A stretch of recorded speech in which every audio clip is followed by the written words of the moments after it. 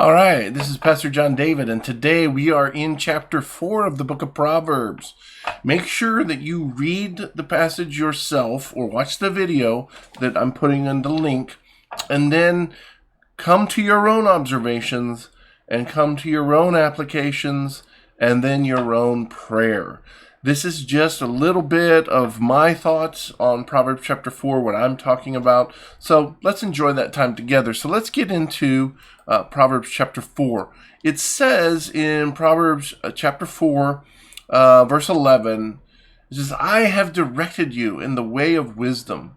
I have led you in upright paths. So this is the writer talking to his reader, which in this case is the son of the writer. So Solomon wrote the book of Proverbs, and there were a few other authors within his court that helped along the process.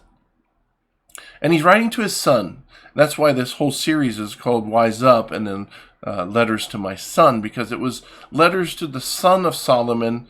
He wanted to give him wisdom to think about, wisdom for life and how to live. So he's telling us that I've directed you in the path of wisdom.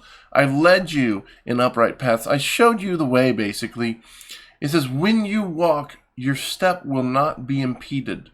And if you run, you will not stumble. What a beautiful, beautiful call.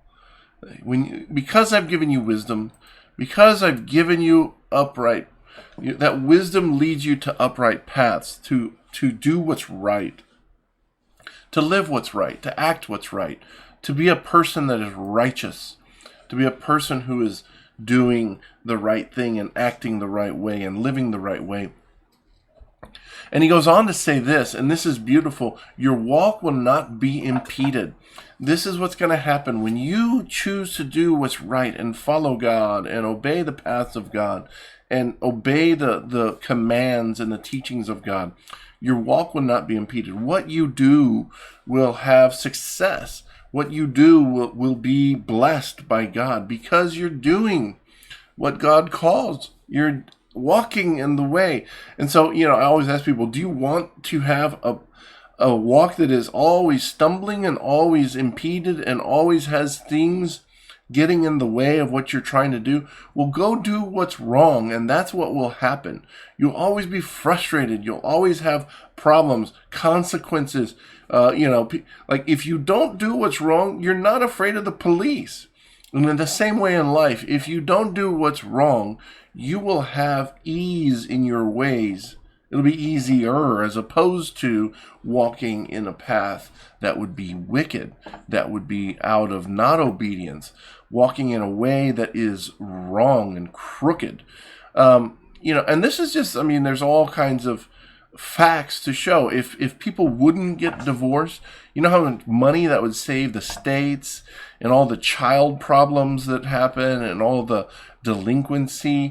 It is just... Our sin, our brokenness destroys relationships, destroys our lives, and it causes our walk to be impeded. And here it says, you will run and not stumble. Like you will be moving full force into the future with righteousness, with good things happening to you, with, in Spanish they call it éxito, with success. Do you want success? Do you want to have great things happening to you? Well, guess what? Don't walk in foolishness.